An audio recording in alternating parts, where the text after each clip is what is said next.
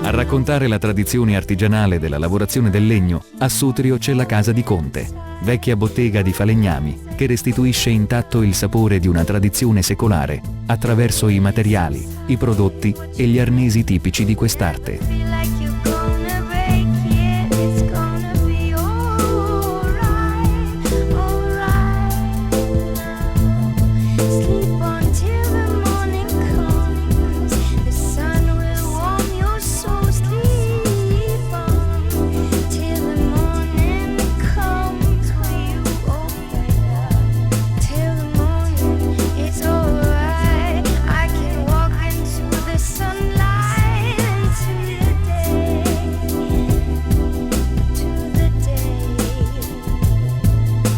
The day